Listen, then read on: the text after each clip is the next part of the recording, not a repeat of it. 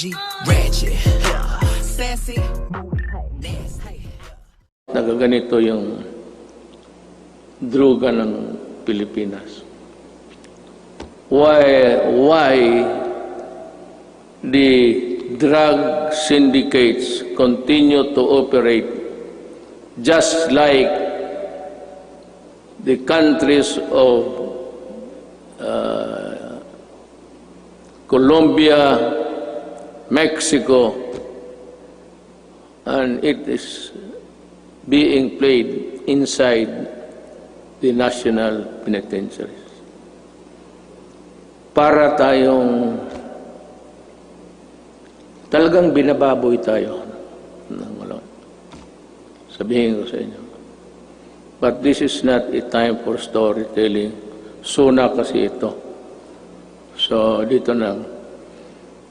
This law will not only help us deter criminality, but also save our children from the dangers posed by the illegal and dangerous drugs. May I be allowed with the indulgence of the body? Itong bakit talaga ako galit sa droga. Let us make this a semi-formal speech. Alam mo kasi, 5 pamilya members, o 6 o 7, pagka bumagsak yung tatay to drugs, the family crumbles. There's no more home to. Droga, and if he's receiving his salary, nagtatrabaho sa pantalan, 300 a day. Tapos ang shabu is sold at 2. He has about 100 to bring home. Kaya pagka gano'n, nag-aaway-aaway na, ang mga bata hindi nakapag-aral, ang iba ligaw na mga babae into early prostitution, kung ano-ano nangyari. Hindi lang alam nitong mga na this is happening all over the country every day. And what is really very tragic is this. When the family starts to crumble, there's no more family home. And invariably, the wife would look for another husband, would look for a job, usually, easily, doon sa abroad. At yung asawa, aalis, yung lalaki na sa droga, yung mga anak iniiwan sa kapitbahay, sa kapatid. And the ferocity of the loss of the Filipino family home has been destroyed. Kaya kung anong mangyari nito, the wife works in the Middle East. I am not zeroing on any particular country, mind you. But alam natin, there are tribes in the Middle East which would allow rape as part of the territory of being a house help. Kasama yan. Kasama talaga yan. So yan ang mahirap dyan. You have a wife there being crucified, being used, magpadala ng pera, tapos ang mga anak, asan nasa Cebu na rin. Kasi these are the guys that the Cebu people would really, stick by them until it crumbles, the resistance. And then you have plenty of this all over the country. Hindi lang nila alam. Yung sinasabi nila ng misery sa itong human rights, plus 10 yan. Not to count the victims of crimes perpetrated by people addicted to Cebu. That is the reason why I'm so vicious in my galit talaga ako. Kasi nilalaroan tayo. Well, I don't know. Any other president might, pero ako ayaw kong lalaroan ng Pilipino. Do not do it in my country because I will really kill you. That is a commitment. Owning safe, decent, and affordable housing is every Filipino's dream. But the housing market remains inaccessible to most of our countrymen. I renew my call for Congress to pass the National Housing Development Bill and the Rental Housing Subsidy Bill. These will enable all Filipinos, regardless of social status, to live in decent homes where their families can lead meaningful lives. I also call on Congress to amend Republic Act number 10912 for the Continuing Professional Development Act of 2016. In this time of great pandemic and forthcoming reconstruction requiring professionals to undergo seminars is burdensome and not realistic. This must end. Ito pang isa. May mga profession. Singit ko na lang lahat to tell this is to inform the nation. May mga profession na they would require, I think it's the nicest, they would require them to come to Manila to retrain and for another round of expenses. Itong mga seminar na ito, dapat mahinto. I don't know in other provinces, but during my time sa barangay expeditions ng mga opisyal, hininto ko rin yan. And which reminds me, I will act on this also due time. We hail our health professionals as heroes. Now is the time to pass the Advanced Nursing Education Act and the law instituting the Medical Reserve Corps. COVID-19 will not only be the last pandemic.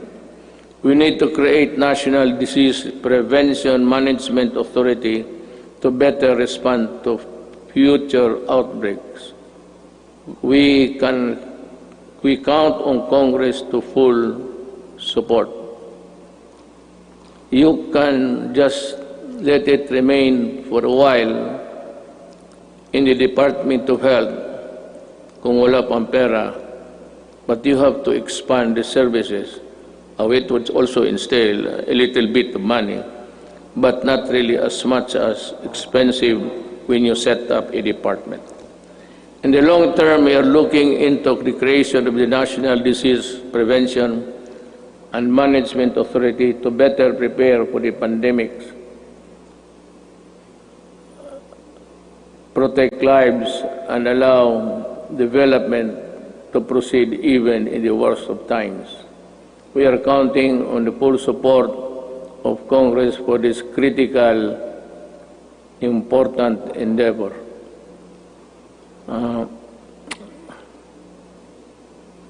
I don't know, but I leave it to Congress to really. It's another department. There seems that it could be a multi-layer, redundant thing between the health and the proposed department. I call on Congress to prioritize the passage of a law for the unified system of separation, retirement, and pension, and of the military and uniformed personnel, without, however, diminishing the benefits that our uniformed personnel are entitled to under existing laws.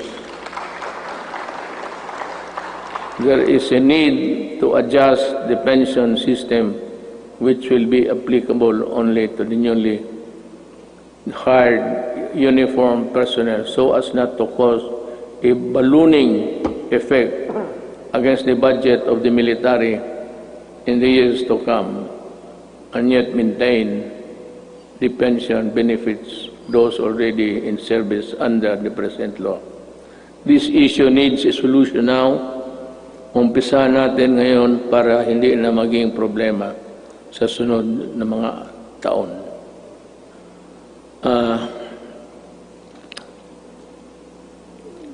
I want to, one of the, this is not politicking, I am not running, I cannot run anymore. Yung dinoble ko yung sweldo ng police pati army, it was really a clarion call para for them also to have a decent life and that they're able to get the things which ordinarily cannot be reached by any government employee. Ang akin doon is yung corruption. That maybe it might be a vain attempt, but maybe dagdagan ng sweldo para it would be a hedge against corruption. We must also modernize the Bureau of Fire Protection and the Bureau of Immigration with urgency. Alam mo, sa Davao, and if you go there, I can show you, one of the serviceable trucks, fire trucks, that we have in the city of Davao. Of course, ang city meron ng sarili, aside from the Bureau of Fire, which is really national. Meron yung Bureau of Fire, would you believe it, serviceable still. Ang pangalan ng truck is Studebaker. Ang katawan, ang talagang matatag ang katawan. Kaya ang makina isusok. Pero okay pa rin. It can put out. But, totoo. This is how this Bureau of Fire issue medyo na overlook natin ng matagal. I emphasize the creation of the Department of Disaster Resilience and our people's safety, which cannot be delegated to any council or commission. Equally important is the establishment of evacuation center in every city, province, municipality throughout the country. We must act before another major disaster shakes into action. Problem is disaster and even a fire. This cannot be made a study for projection when the earthquake would suddenly come and make a big crack there. Hindi natin alam talaga. Ang ibig kong sabihin, this will require more than just one brain work kung paano talaga itong how to prevent or avoid disaster. It will be, by the way, just before starting, I was tempted to say it, pero baka magtindigan kayo. It will be all right for me if Bongo will just stay. Wala akong problema. Kasi sabi ko na this piece of speech of mine would be one of the longest SONAs that I will deliver. Nakita ko yung page pagbigay sa akin. Yung ibang input akin. Pati yung iba lahat. Ang nangyari po, binalik ko sa kanila. Make it short. Pagbalik sa akin, mas makapal na. Ako, putang ina. Nandyan na ngayon. Ito na ngayon. The responsible extraction and equitable distribution of natural resources remain among my non-negotiables. I reiterate the need for the passage of the National Land Use Act, which has been pending for decades. Pakisilip lang ho ninyo yan. For the rest of my term, I hope to see concerted efforts in protecting the environment. The rehabilitation of Boracay Island showcased our resolve to safeguard the environment.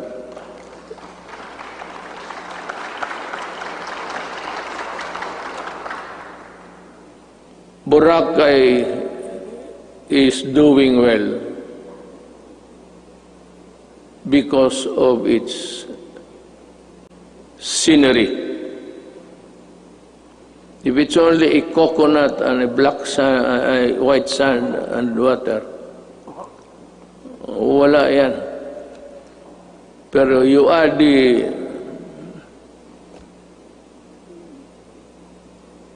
visitors there, then it becomes a very tempting destination.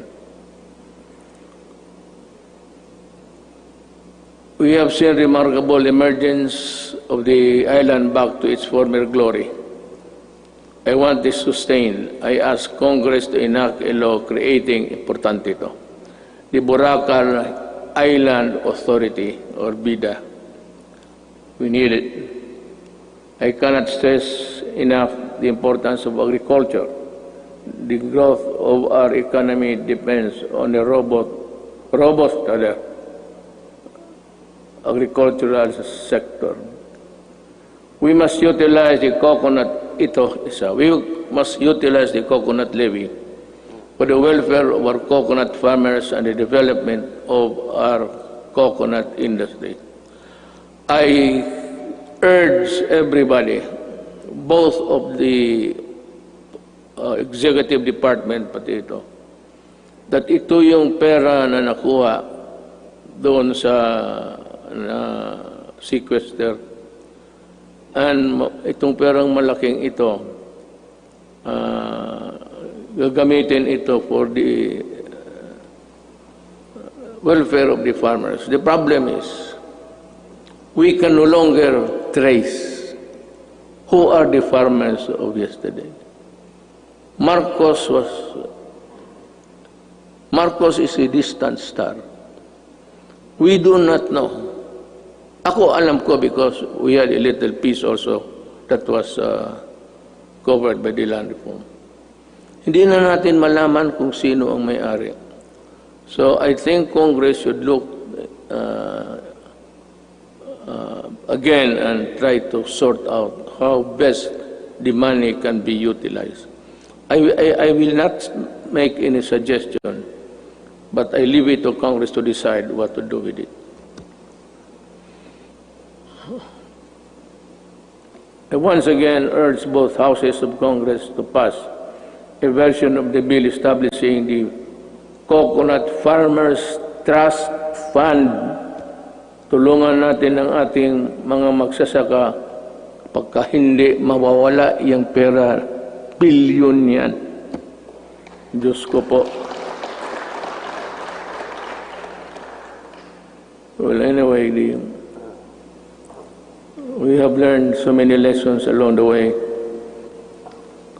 I am also requesting Congress to pass the Rural Agricultural and Fisheries Development Financing System Act. We aim to provide adequate, accessible, and affordable food for every Filipino through the Plant program. After the build, I think this is easier to achieve. a few good men, few good regional directors, DAR, and dedicated workers down below could make this thing a success. Mas madali ito kaysa build. Ito plant lang eh. It is more of how you try to convince the farmers to cooperate government for their benefit. This 66 billion agricultural stimulus package will help the agricultural and fisheries sector recover. I hope so. We need to build trust and confidence in online transactions, stronger protection on online consumers, and enabling measures for online business needed through the enactment of an Internet Transaction Act. This is very good. I thus direct the Department of Trade and Industry and other relevant agencies to work on it closely with Congress, ensuring that the provisions of the proposed bill are responsive to the needs of the consumers while promoting the growth of e-commerce in the country.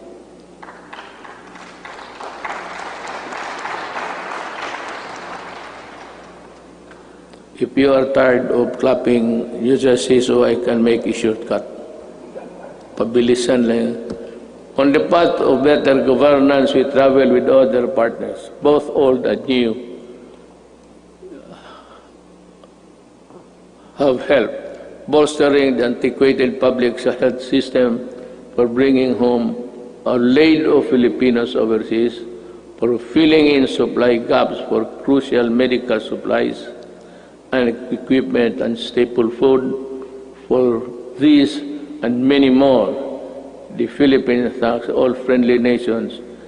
We will never forget your kindness and your timely support.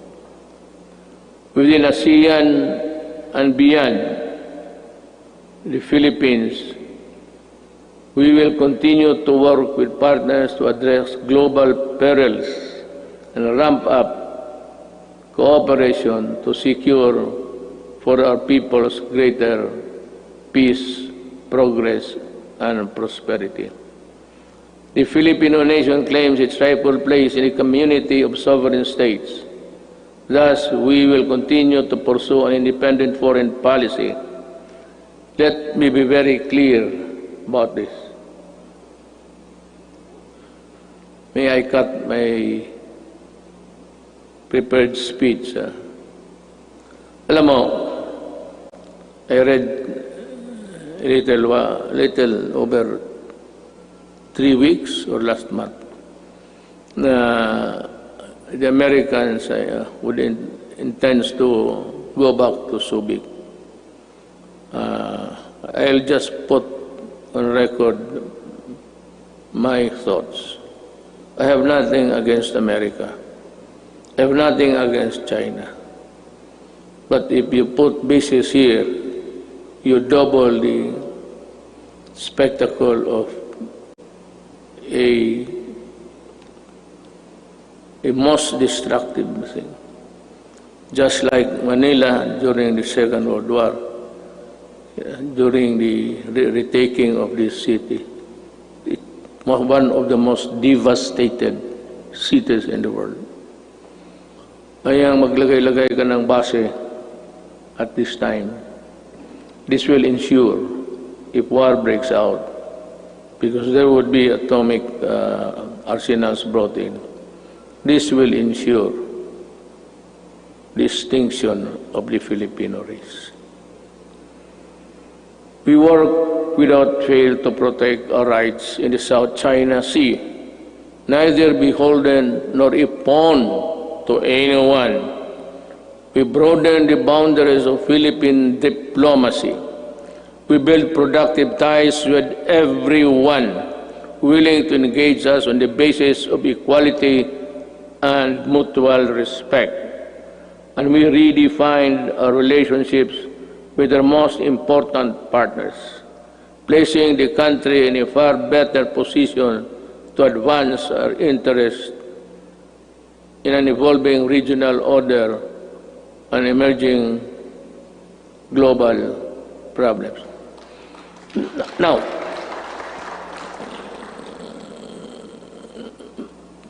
plenty of critics, both sides, claim about nothing has been done to retake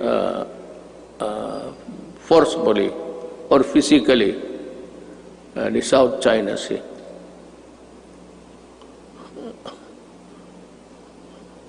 Alam mo, unless we are prepared to go to war, I would suggest that we better just call off and treat this, I said, with the diplomatic endeavors. China is claiming it. We are claiming it. China has the arms. We do not have it. So, it's simple as that. They are in possession of the property. You remember property, you're a lawyer, property rights.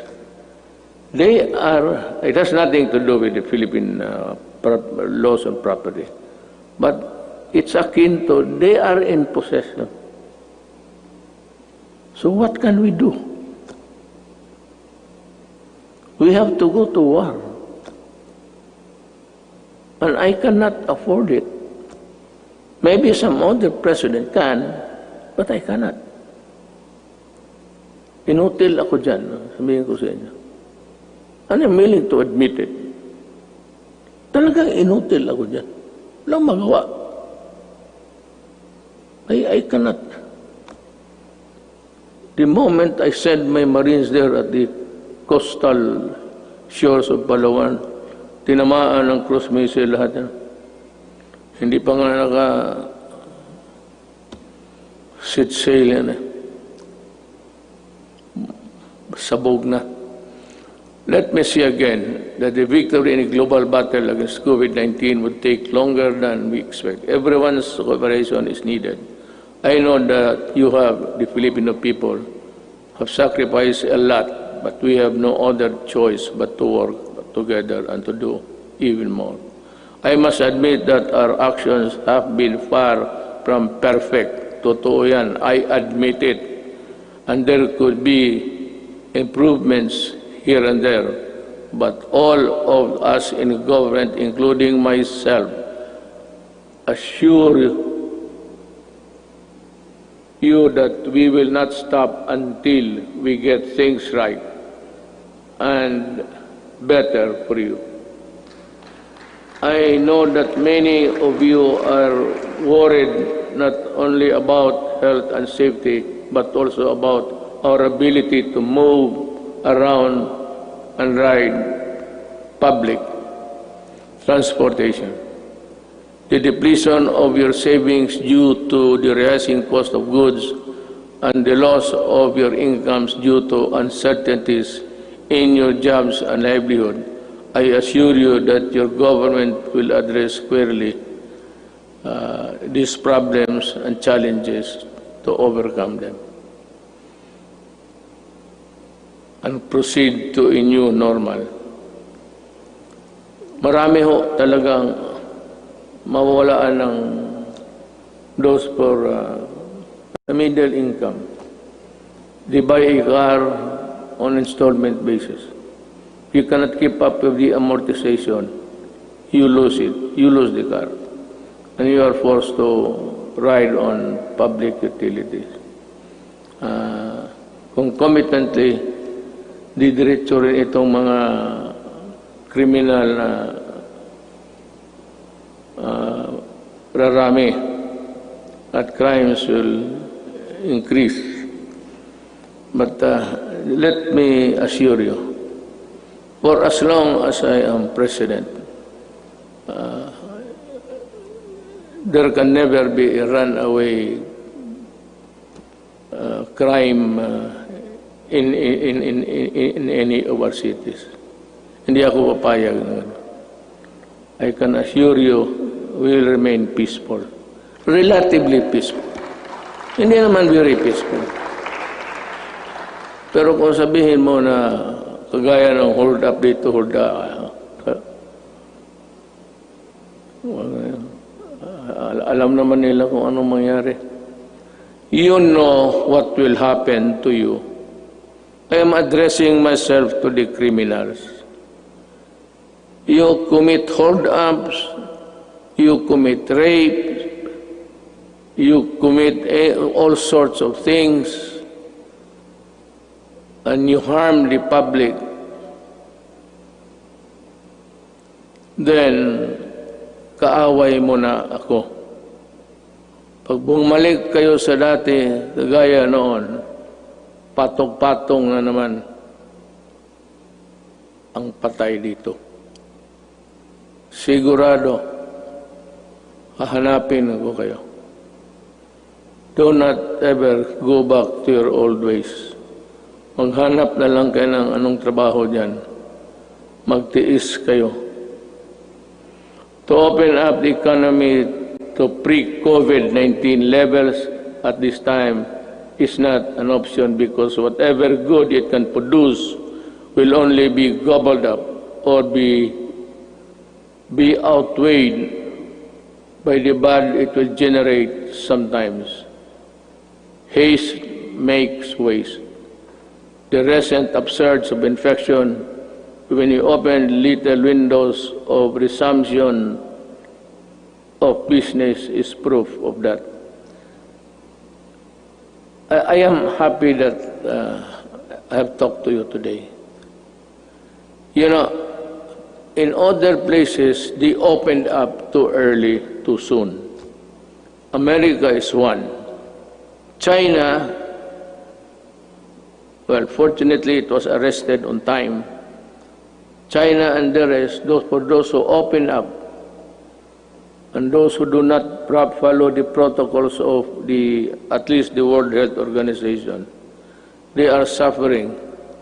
And they have at least 140 deaths. And America, kukulang sila lahat. No nation on earth was really prepared for COVID. No amount of preparation, because that kind of microbes visits about once every 100 years. Wala man yung at mga tatay natin, what they suffered was Second World War. But tayo, we are not ready, and therefore we will not gamble with the lives and health of the people. Certainly no one would want to end up in the negative side of the equation. Not me, not us. All I ask is that you continue to put your faith in your government and work with us in achieving what is best for the country and our people. Together, let us do, mahirap basahin kasi dito, the most that we can to ensure that this health, safety, and well-being of every Filipino, especially those severely affected, are taken care of.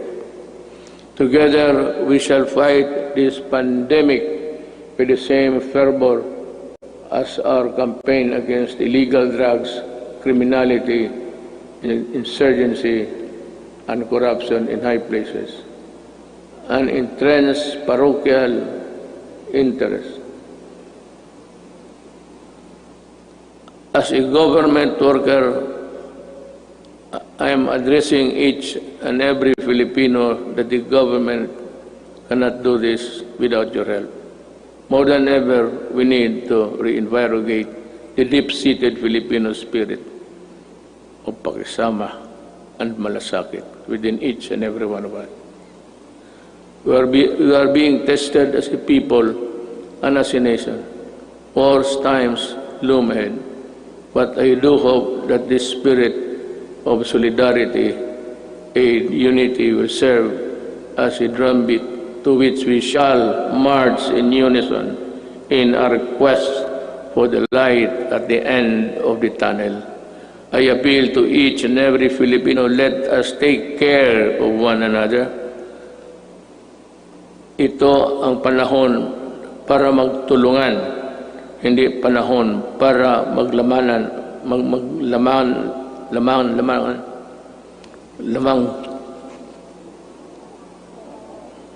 mamang dila ko.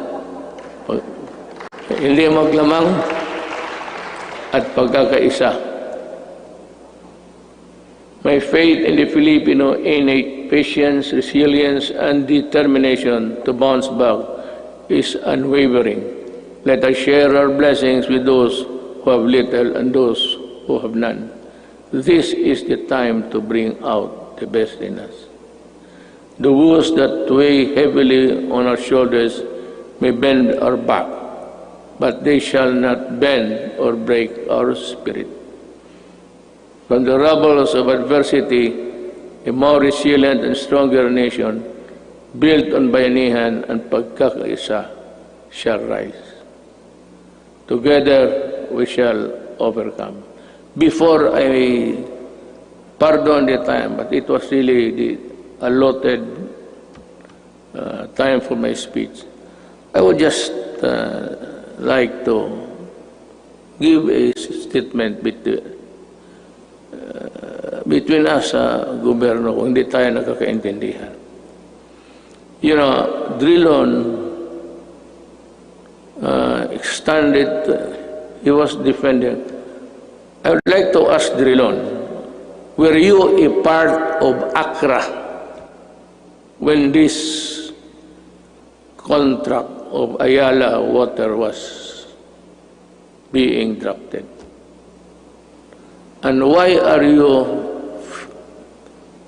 fumigating? Bakit kasi ikaw lang ang galit? Nasabi mo na dynasty. You are a hypocrite. You know that you cannot pass an anti-dynasty law. Ikaw nandyan sa Congress, ikaw ang mauna dito.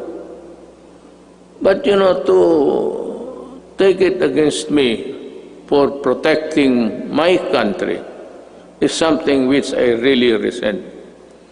Alam mo, you describe using the dictionary the synonym ng mga oligarchs, oligarchy, kung ano. Then you proceeded to characterize everyone, every name, and then said that oligarchy is not bad at all, because not all oligarchies are bad. True. But ito, to my countrymen, the oligarchy that exists in this country is the oligarchy that existed during the Spanish time.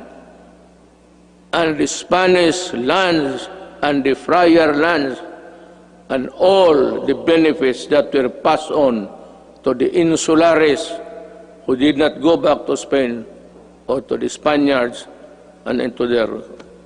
But that was long ago. It has been forgotten. This is the oligarchy that controls the Philippines. By what? By taking control of the water and the electricity and power. Yan ang oligarchy mo, Drilon. Wala nang oligarchy dito except that they have control. Look at how can you now craft a new contract? Because I would insist that you pay the billions and billions that you collected. For example, water treatment. Oh, nandyan sa kontrata. It's in the billing. They've been collected. Since 1997. Ilang bilyon na nga, wala ni isa. Not even a faucet was built for a water treatment facility. Yan ang mahirap sa, you do not protect the oligarchs here. You are the one, ikaw lang mag-isa. And I suspect that you were also the one or help when you were there in the Accra. We do not even know ang mga abogado sa public documents. Hindi nga alam. Hindi natin alam kung nakagraduate ba o hindi. Wala. Would you think Ayala would get the services of those? Ayala got Accra. Accra did it. Ikaw galing ka doon. Most of you, more successful lawyers sa corporation. You handle big corporate. Yan ang mahirap. O, bangga tayo dito. Hinawakan ninyo eh. Hindi ka pwede kayo. Kita mo, noong nag-increase, walang tubig, pinuputol yung tubig. Ang tao, bumigay kasi hindi pwede yung tayo di maligo. Hindi uminom. Electricity, ayaw mo mag-increase. O ayan, wala ka. Palaging brown out lahat.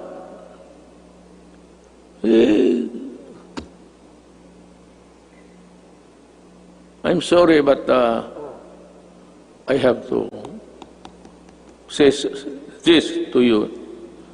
I do not like it. It's not the time for it.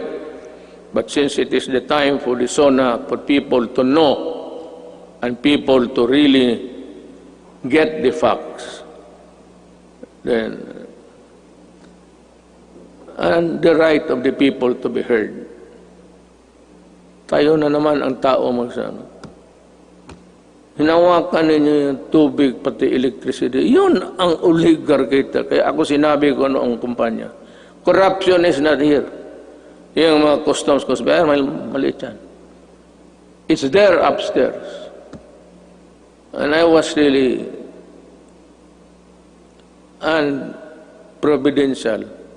Dumating yung panahon na hindi ko hiningi. Then I saw the contract. Nung nakita ko yung contract na, tsaka yung linya na yung choice, yung linya ng it belongs to government. The best of the transmission lines, whatever, government gets it first before anybody else. Thank you.